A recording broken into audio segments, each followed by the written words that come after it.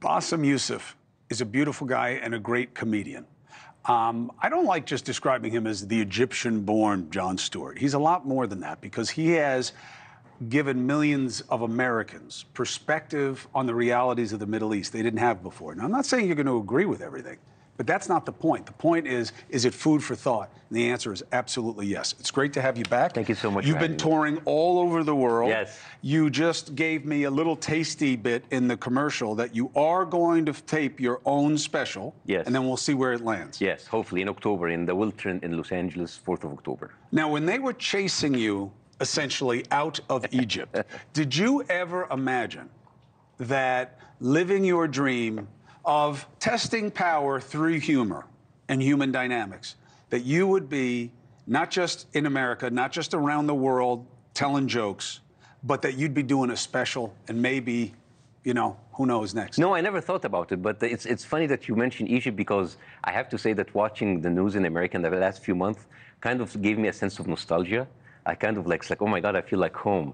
Because I remember... In a bad way. No, I mean, in a funny way. Because when I was in Egypt, I was accused of all kinds of things. I was accused to be an American operative. Actually, one of the rumors that was written about me in the newspaper is that, like, I am a CIA operative that was recruited by Jon Stewart in order to bring down the country through satire and comedy.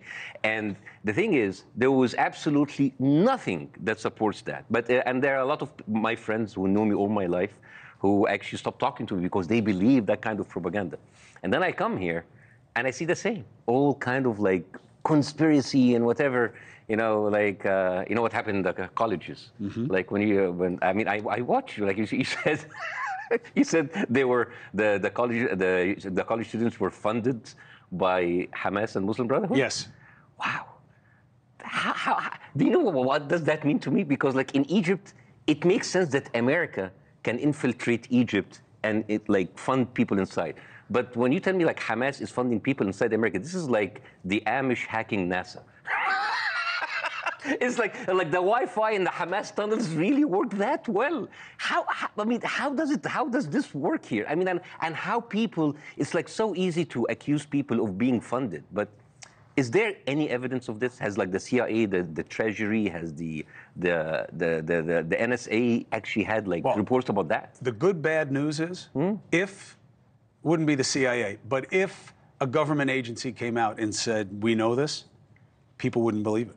I know, but like, how come those people, you're talking about like treason, espionage, training camps. I don't know, like where Hamas were training these college people, like in Washington No, I don't Square. think that's the suggestion. I think the suggestion is that is a concern of transparency, is that you have petrodollars finding their ways. And when I say petrodollars, I mean oil-producing states, whether like it's what? Like who? Saudi. Our ally? Well, our ally is... Are they, or is it a convenient relationship? But it doesn't make sense. Where you're being friends with a snake.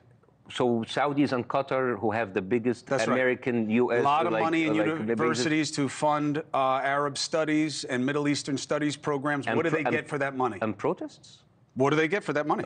Do they help fund the organizations? Is that bad if they do? These are provocative questions that we've never dealt with. But it's interesting when we talk about funding and how we talk about like how students who, what they have showed up for the funding is like a couple of tents from Amazon.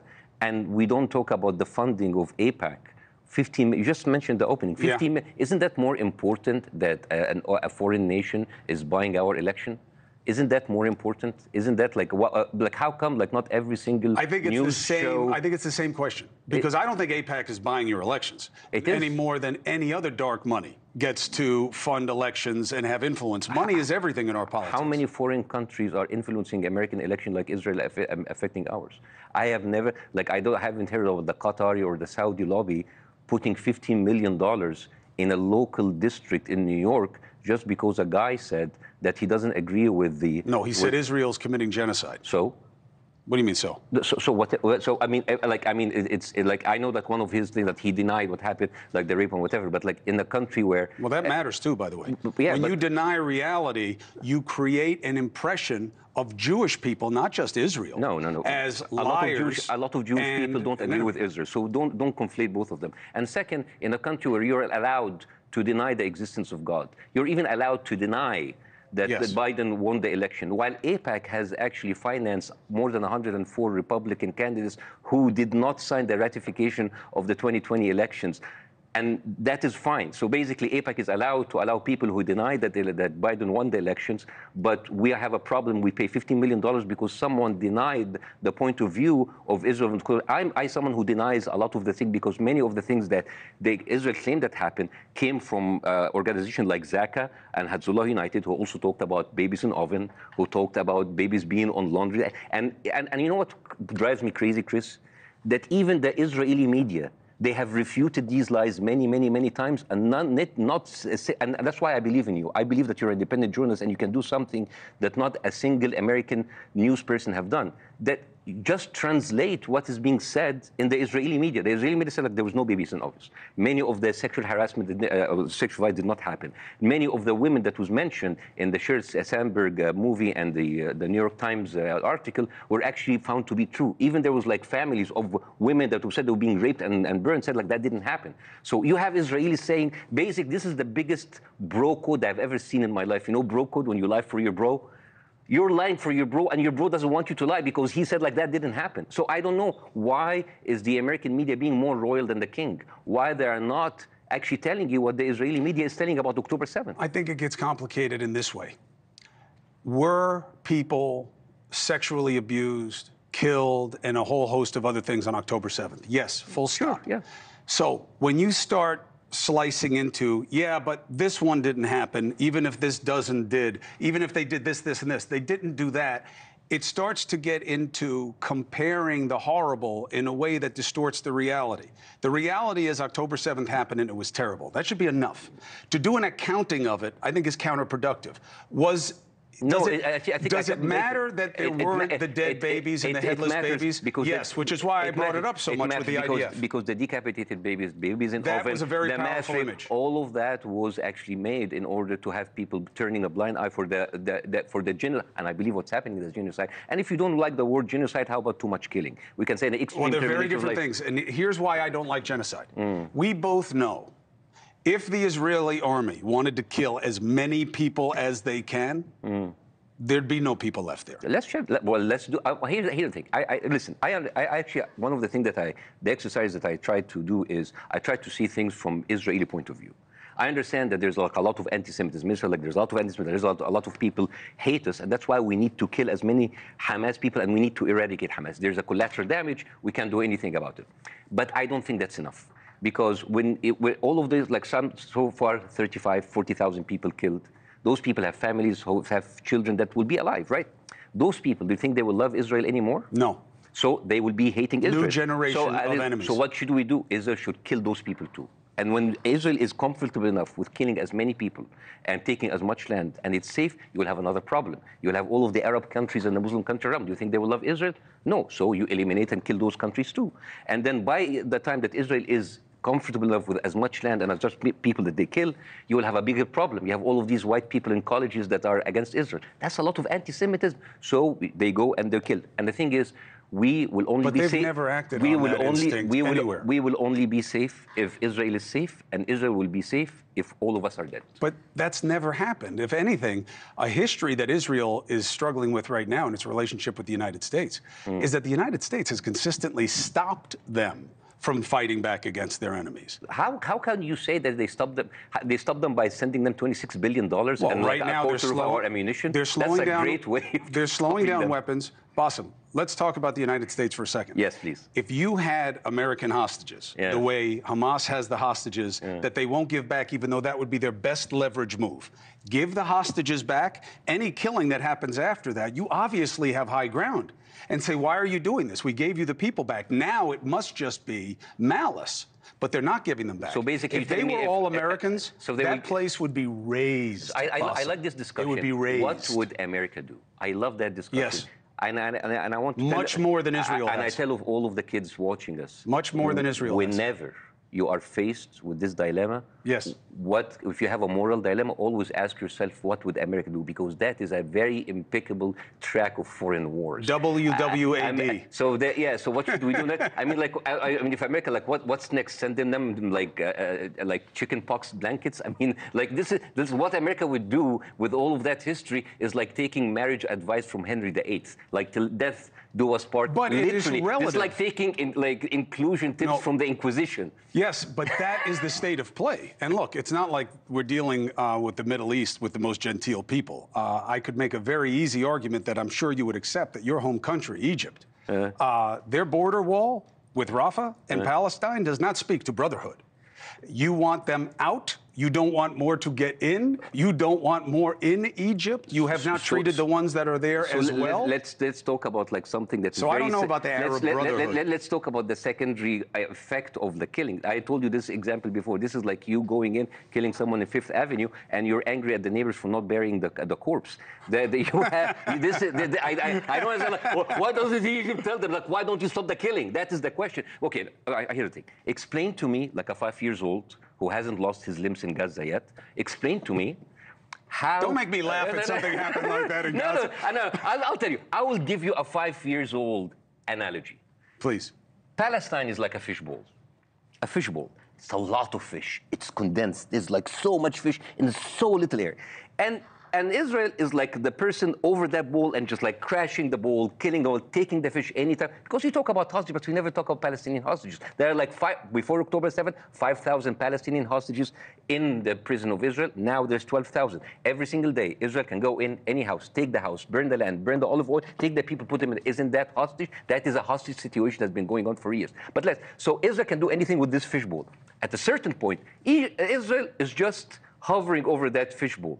And then at one moment, a fish crazy enough, suicidal enough, will jump from the bowl through the air, bite the pinky of Israel. And Israel like, oh my God, that bitch bit my pinky. My hand was not even in the bowl. And then they go in and they destroy the bowl. And all you can see is Israel pinky. You know what I call this? Tunnel vision. Yes, I don't love the analogy because the pinky, I get it. The pinky is not a good analogy to October 7th. Really? And no. It's not just how many civilians were killed on October 7th? For Israel, let's say it was 800. 373. Let's say it was they say it was 1,400. No. Oh, it's amazing that you mentioned the number because October 7th. Well, I didn't make it up. No. You were right. October 7th, the first number that came out was 1,400. Right. Then it was revised to 1,200. Then the final was 1,129. 373 of them were civilians. Right. 56 of them were military and police. So 370. Why do you think the number came down from 1,400 to 1,129? Because it was inaccurate. No. Why? According to Israeli official, because so many bodies were so burned and so stuck together, they could not distinguish the Hamas fighters from the Israeli hostages, right? So that much fire that burns the body that much, do you think people with machine guns on motorcycle have that kind of fire? No, that was the firepower of tanks and Apache. And according to Israeli witnesses, Israel was a lot, according to a Hannibal directive, if people would like to actually look that up, Israel actually killed many of those hostages on the way out. As a matter of fact, one of the soldiers said, I saw a car running back to the borders, and I know that there were hostages, so I thought of killing everybody instead of taking them hostage. And that is so effective. You understand what this soldier said?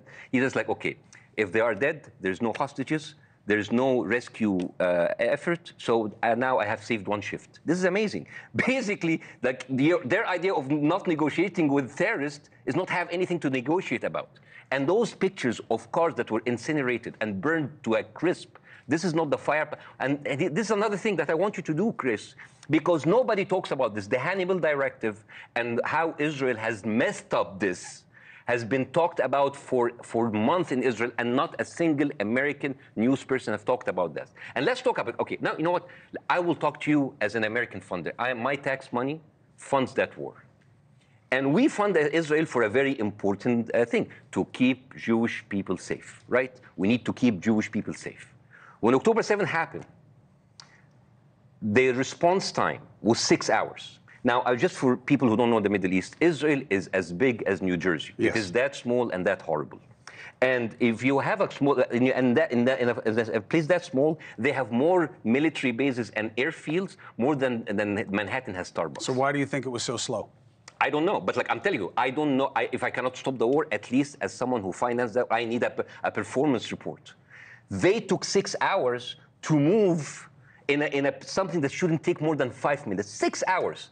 Did they stop to ask for directions? Were they having they're taking the scenic route? You are suggesting that they wanted it to go on. I don't know. I don't know. I am asking you as a performer, why are we why are we not talking about the failure of that state that we finance and we pay? Because they're in the midst of crisis. Look, No. When we were in the middle of the crisis, you can evaluate the people that you are financing. 26 billion, and also we never do that. And also, like crisis, we never do that. I'm sick and tired of this, Chris. We never do that, Bassem, just so you know. They cannot play the victim and the oppressor in the same time. They have been crying for 8 months. I would argue that Israel is the only place that can argue both at the same time. No. They are both David and Goliath. They are the strongest in the region. They are also the most hunted in the region. They are a small group of people been kicked out of all the surrounding countries. They are left in one, and they are very strong in that one. Israel is Where did all the Jews go in the other countries? Israel, I can tell you exactly how that happened, but like Israel is like a serial killer who is bitching about a paper cut while he's on a killing spree. That is what Israel is. They, the whole most hunted. You know, when Iran. How often is a serial killer surrounded by people who want to kill him? Really, they are surrounded by people who protected him. You know, like when Iran sent the drone attacks. Where do you think the flights that actually intercept? They came from Arab countries that are friends from Israel. The biggest military power in the region is Egypt. Did you see Egypt firing a single missile towards Israel? Jordan, Saudi Arabia. Do you see? You're talking about Hezbollah and Hamas, two militant groups. You really believe that Egypt is an ally of Israel? It's not an enemy. Well, that's not the same thing. No, it's not an enemy because you're telling me everybody you hunt. Are you my friend or you're not my enemy? No. You're telling me they're hunted. I don't see Israel hunting. I don't see Egypt hunting Israel or Jordan hunting not Israel. Not right now. They have in the past. So basically, and if it weren't for the United States, Israel would have taken out Egypt. I feel. Yeah. Well, actually, you know that Egypt takes aid from America in order for Israel's security. You understand how much Israel is costing us? And let's talk about America again for a second. You have a joint session from Congress inviting Netanyahu, a war criminal, someone with a global approval rate what's worse than Satan. And then you bring them here. While the whole world telling you this is a war criminal, this is you have people going on pilgrimages to Tel Aviv to tell Netanyahu that we're very sorry for Biden is not supporting you enough. And who are these people loyal to? Are they loyal to the United States or are they loyal to the people who pay for their elections? You have an AIPAC bragging about spending $100 million and having a 98% success rate in the Congress. How is not that the main news in every single newscast? All of those comedians who think that they're tough people talking about, look, America first, talking about making fun of everything. Isn't that enough material about talking about an effect of a foreign country in our elections? It should all be on the table. One sad thing for me is when you start getting into money in American elections, there's so many deep pockets now because of what we have made legal. The problem in our politics, for the first time ever, is not illegal money, illegal influence. It's legal. Legal money and legal influence. I got to jump. I appreciate you seeding conversation for people. I know people aren't going to like a lot of what he said. Some people will like a lot of what he said, and they won't like what I said. That's okay. That's why we have a conversation. That's right. That's why we're cool. That's right. I don't have the same experience. I'll never demonize him for it. He is my friend. And I'll never demonize him. Also because he's legit. He's like, you're Jack, man. It's all pads, all pads. I have to take a break. Bassem Youssef, okay? He is a brilliant comedian. I know we're talking politics, but he has many talents. Hey, thank you for watching. Please go to newsnationnow.com, newsnationnow.com, and you can find NewsNation on your television provider. And don't forget to click the red subscribe button down below. Then you will get more of NewsNation's fact-driven coverage.